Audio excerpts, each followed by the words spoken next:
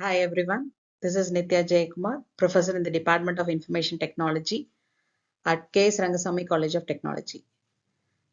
The topic for discussion is sequential logic circuits. So we know combination logic circuits already, where the output of the digital circuit at any instant depends only on the present inputs. Whereas the sequential logic circuits are the one in which the output is dependent not only on the present inputs but also on the past history of the outputs. So whatever it is done earlier, that output will also helpful for deciding a present output. Okay, these are the basic building block for any sequential circuit is a flip-flop. So using a flip-flop, we can design a registers and counters. So there are different types of flip-flops. Any flip-flop is a storage element. Each flip-flop will store a single bit of data. So coming to the registers, a register, it is a group of flip-flops where they are all connected by a common clock, and each flip-flop is capable of storing one bit of information.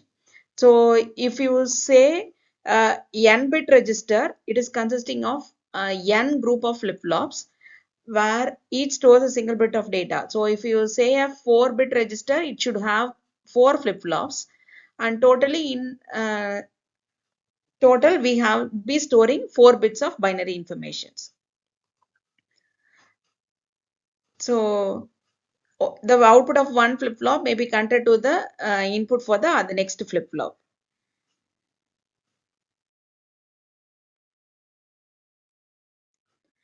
So here, in case of registers, we have a design called as shift registers. So here, a register is capable of shifting the binary information from one flip-flop to the other flip-flop in a specified direction. So that's why these registers are called as a shift registers. So here, the connection in case of the shift register is in such a way that they are connected by means of a chain of flip-flops in cascade, where the output of flip-flop is counted as an input for the next flip-flop. If that shift register is capable of shifting in only one direction, it is called unidirectional shift register. And if it is capable of shifting in both the direction, it is called bidirectional shift register. And if you design a shift register which has capable of both shifting in both the direction as well as loading the input information in both serial and parallel way, it is called as an universal shift registers. We'll be analyzing all this now.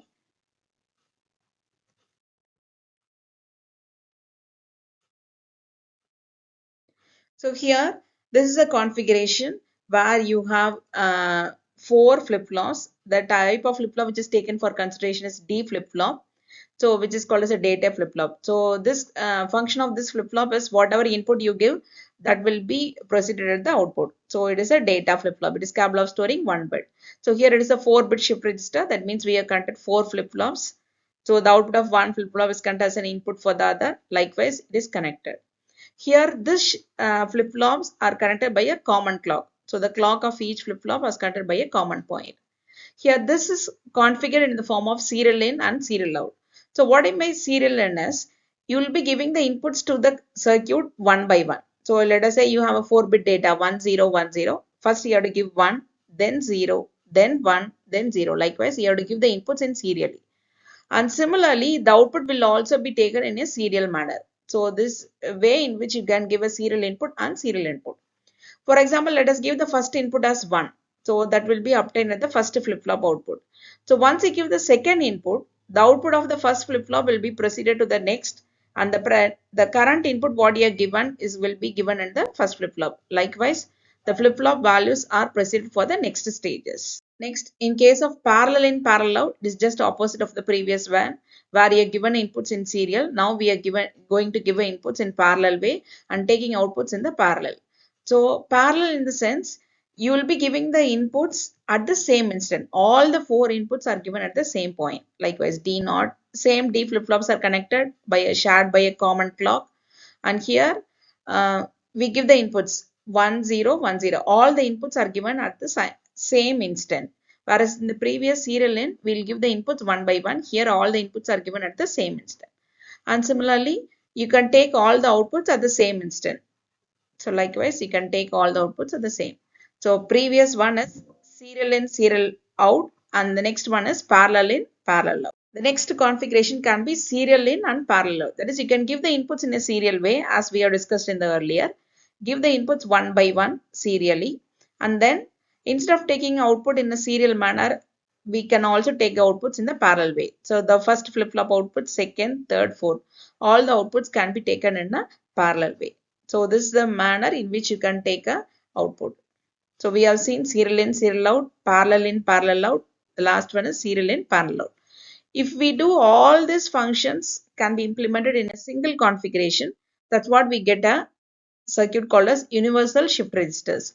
We can do both shift left direction, shift right, and then serial in, parallel in, serial out, whatever may be. All this combination are possible.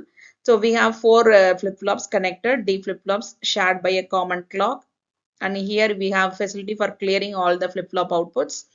And then to configure for different multiple inputs, we use a block called as multiplexer. We know the concept of a multiplexer, how it works. Many input to one output. So we have different configurations. Here we have taken a 4x1 multiplexer, 0, 1, 2, 3. So different inputs are there. Depend upon the function you want to implement, select that configuration multiplexer. Select lines, depend upon the select line 0, 0, 0, 1. Likewise, that configuration will be selected and the function will be implemented. So for example, if it is 0, 0, no change. The configuration is done in such a way that if you give the select line as 0, 0, no change in the output of the shift registers. If you do 0, 1, the shifting will be done in the right direction. If you do 1, 0, shifting will be done in the left direction. And if you do 1, 1, parallel load, the inputs will be loaded in a parallel way. Next, coming to the next configuration of sequential logic circuits, counters. So counter, you can implement a counter just by using registers. So what is a register is? It will be storing a bit of information. So configure the registers in such a way that it goes through a prescribed sequence of states once you apply the clock pulses. So that is called as a counter.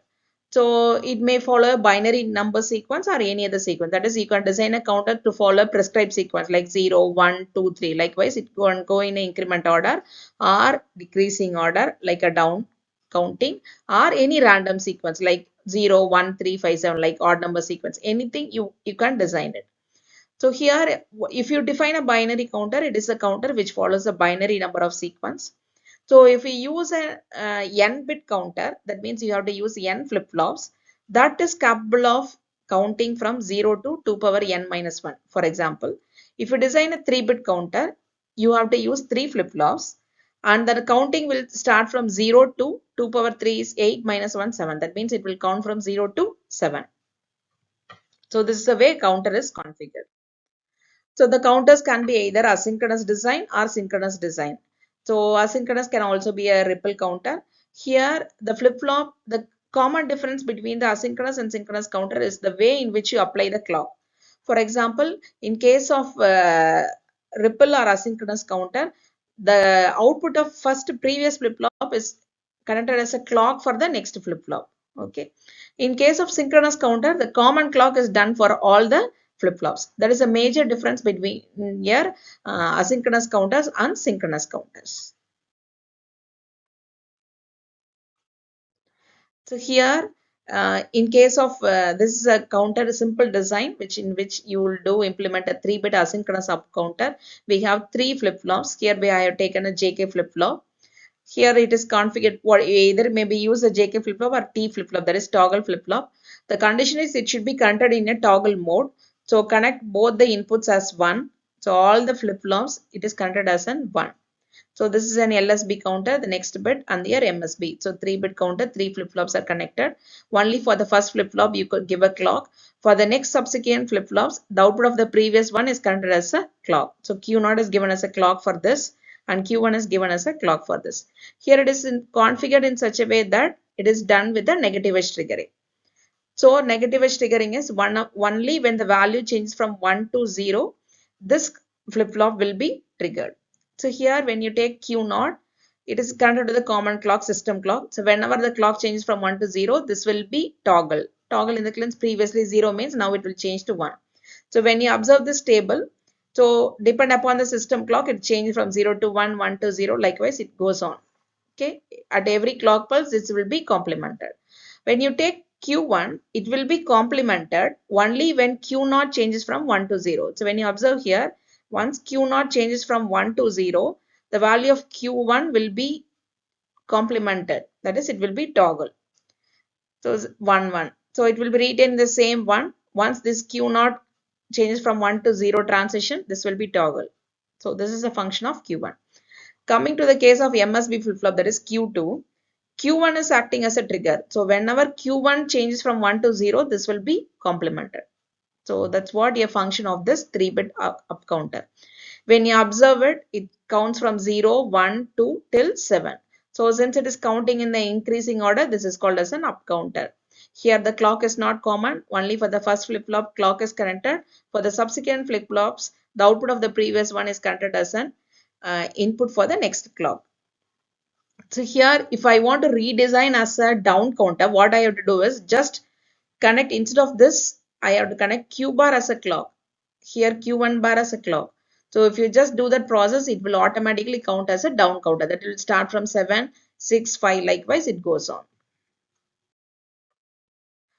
So we have seen about registers and counters. Where is this being applied? In case of shift registers, these may be used in mainly communication systems. Let us say you can use it for data storage, serial to parallel to serial conversion of data, shifting the data, rotate operations. So mainly it is used in communication system where you want to do serial data transmission and reception. Then coming to the case of counters, it is used in all your digital circuits whenever you want to count the clock pulses or your pulses or count any events which are happening in digital logic circuits. This counters can be used.